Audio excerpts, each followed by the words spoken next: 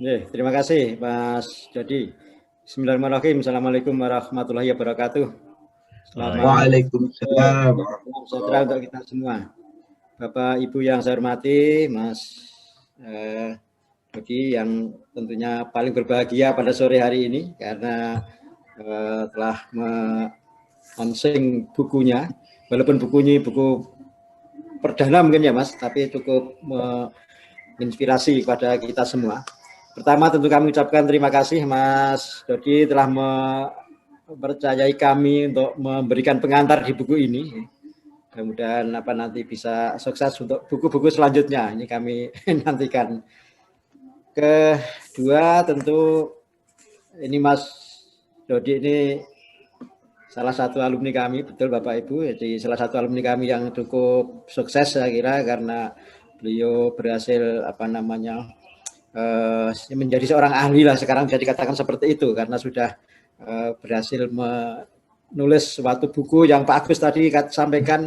Kalau orang kebun itu biasanya jarang yang menulis, itu memang betul kami amati. Yang kalau orang perguruan tinggi udah biasa ya menulis buku itu mungkin tiap hari memang pekerjaannya itu. Tetapi kalau Mas Dodi di kebun dan di sela-sela kesibukan beliau yang tadi Pak Agus juga menyampaikan dari pagi sampai malam itu masih sempat memikirkan untuk menulis buku menjadi planter yang terpercaya nih, saya kira sungguh luar biasa.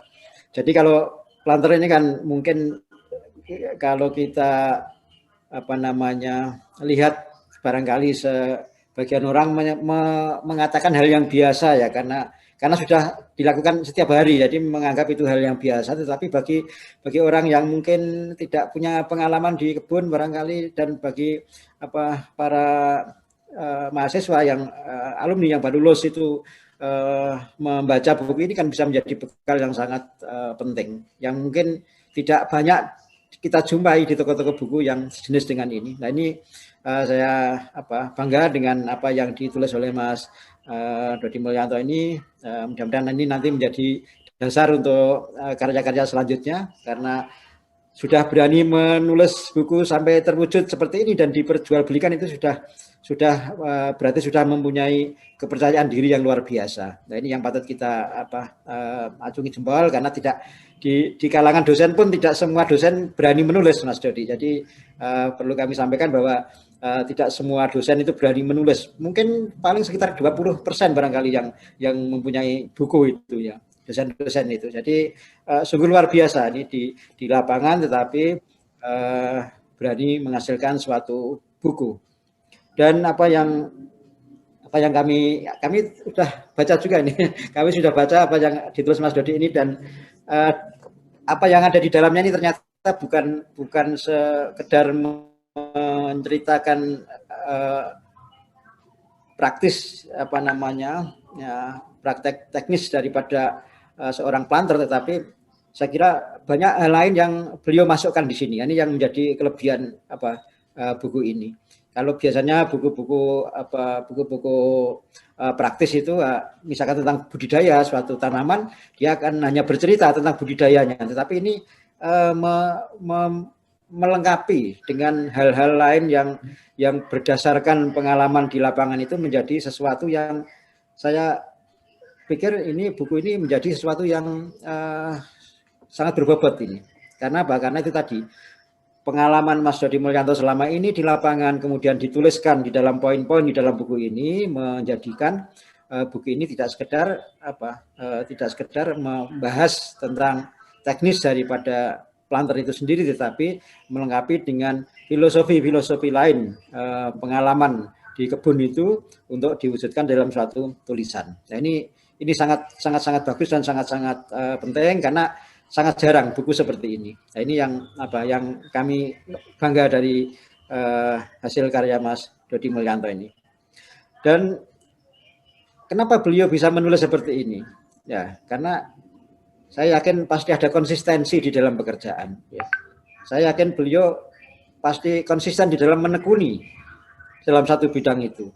Kalau mohon maaf kalau sebagai kutu loncat, mohon maaf ini kutu loncat bukan berarti pindah-pindah perusahaan, tetapi pekerjaannya yang berganti-ganti yang tidak ada kaitannya. Nah, ini kan sulit untuk mempunyai suatu gagasan komprehensif seperti ini.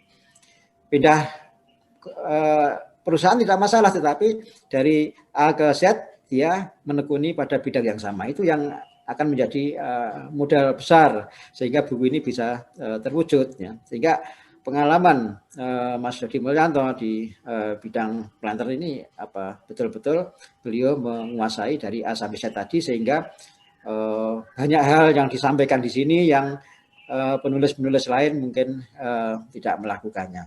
Ini yang menjadi yang menjadi buku setebal 242 halaman ini menjadi berbobot bagi kami. Ini mudah-mudahan nanti disusul dengan karya yang lain, Mas Dodi, untuk terus semangat di dalam menulis. Baik. Ya. Kami apresiasi betul itu keberanian untuk menyampaikan ide dalam satu buku dan diedarkan secara luas. Kemudian terkait dari apa tadi yang disampaikan Pak Agus, bahwa minat daripada generasi muda, para mahasiswa terhadap perkebunan, utamanya kelapa sawit menurun. Ini juga kami alami. Di mana juga sama nih Mas Dodi, Mas Ben ya, di mana sama juga, mungkin panjenengan yang lebih dulu mengenyam pendidikan di sana sampai saat ini, apalagi semakin ke sini memang trennya semakin menurun. Nah, itulah yang menjadi pemikiran kami dan keprihatinan kami ya, bagaimana alumni kita ini tidak mudah tertarik ketika ada tawaran-tawaran dari perusahaan kelapa sawit. Nah, ini kami tidak kurang-kurangnya untuk menghadirkan para narasumber dari perusahaan kelapa sawit untuk memberikan gambaran-gambaran bagaimana di lapangan mereka supaya bisa tertarik. Itu sudah sering kami lakukan. Namun ketika rekrutmen, padahal rekrutmen itu beliau-beliau dari perusahaan datang ke kampus, mahasiswa kan tidak perlu keluar kampus, itu mestinya dengan berbondong-bondong untuk mengikutinya, tapi ternyata memang belum. Nah, ini yang menjadi salah satu pemikiran kami ke depan, bagaimana bisa meningkatkan ya animo masyarakat, animo para mahasiswa dan alumni kami tadi untuk terjun ke sana. Nah, pada kenyataannya memang ini masih dari dulu sampai saat ini itu masih saja terjadi. Bagaimana para alumni itu atau mungkin mahasiswa ya, bagaimana para mahasiswa semester akhir itu berpikiran bahwa mereka pengennya kerja ya kalau di UNS ya kerja di sekitar Solo lah, sekitar kerja di Solo Raya, itu pengennya seperti itu.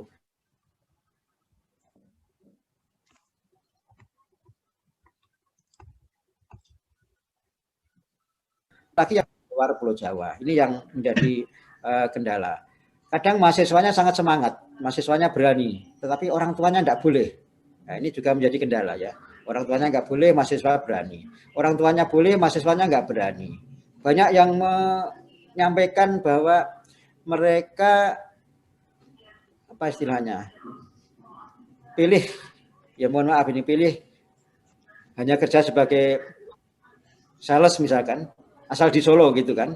Nah, ini yang juga juga kadang menjadi hambatan bagi kami untuk ini meningkatkan animo tadi. Oleh karena itu ke depan ini sudah kami rancang, kami akan meniru apa yang dilakukan oleh Instiper ya. Instiper memang betul-betul menyediakan dari awal sampai akhir bagaimana bisa menyiapkan tenaga-tenaga yang siap di kelapa sawit tadi. Kami sudah menyontek dari Instiper, ini mohon maaf Bapak Ibu dari Instiper, kami meniru itu. Dalam waktu dekat kami akan mewujudkan suatu minat kelapa sawit. Ini untuk menindaklanjuti apa yang terjadi di lapangan itu. Kami sudah bicara dengan beberapa perusahaan kelapa sawit ya, untuk bagaimana di UNS ini juga ada minat kelapa sawit sebagaimana yang dilakukan di Instiper. Dari situ nanti mulai dari semester awal mereka sudah masuk ke minat itu, sehingga setiap hari ya isinya kita akan uplek-uplek dengan kelapa sawit itu, dengan harapan ketika lulus nanti sudah apa yang ada di pikirannya ya sudah kelapa sawit, tidak nolah-nolah kemana-mana. Ini yang ke depan akan segera kami lakukan, dan dengan adanya program dari Kementerian Pendidikan dan Kebudayaan, Riset dan Teknologi ini terkait dengan program Merdeka Belajar Kampus Merdeka yang memberi kesempatan kepada mahasiswa untuk magang selama 1 semester paling tidak di perusahaan kelapa sawit. Ini sangat sesuai dengan apa yang kita rencanakan, sehingga dengan demikian kesempatan bagi mereka untuk belajar di lapangan itu bisa lebih lama. Kalau selama ini mungkin magang hanya dilakukan di sela-sela semester dalam waktu 1 bulan, 1,5 bulan, yang itu tentu dari sisi keterampilan mereka belum mendapatkan apa-apa. Tetapi dengan 1 semester mereka dapat belajar banyak di lapangan, sekaligus tidak hanya belajar tentang magangnya itu saja, tetapi bagaimana mereka bisa melakukan KKN misalnya di desa yang ada di perusahaan. Kan di perusahaan ada perkampungan yang berisi tenaga kerja di masing-masing industri itu kan. Nah, kenapa tidak pada siang hari mereka magang, pada malam hari mereka bisa belajar dan mungkin memberikan sesuatu kepada masyarakat dalam bentuk KKN misalkan.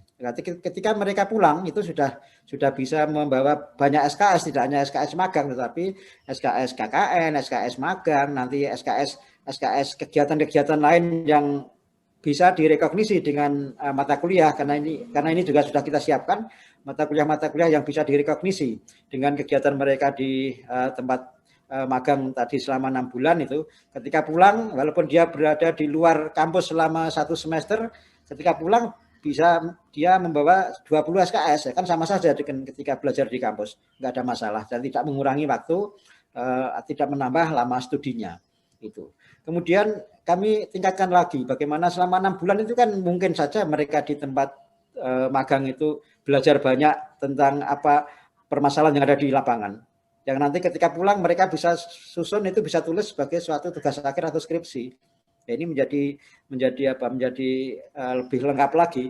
Dia magang 6 bulan, pulang dapat mata kuliah magang, mata kuliah yang lain, mata kuliah KKN, dan bahan untuk penelitian, untuk tesisnya, untuk skripsinya. Nah, ini saya kira sangat-sangat baik dan saya kira dari perusahaan sudah biasa menerima magang untuk 6 bulan kalau di kelapa sawit itu sudah biasa sehingga tidak ada masalah, dan kita yang di kampus juga menyesuaikan selama 6 bulan mereka kita bebaskan, tidak dibebani dengan kegiatan-kegiatan di kampus dan dengan mata kuliah wajib yang harus diambil di kampus, sehingga mereka bisa full waktunya 6 bulan bisa konsentrasi penuh di lapangan untuk belajar bersama masyarakat di sana, belajar bersama perusahaan, dan harapannya pulang mereka mendapatkan keterampilan yang lebih memadai. Kemudian bagi perusahaan kan ini juga sesuatu yang menguntungkan. Kalau magang hanya 1 bulan mungkin perusahaan mau melihat kinerjanya belum begitu kelihatan.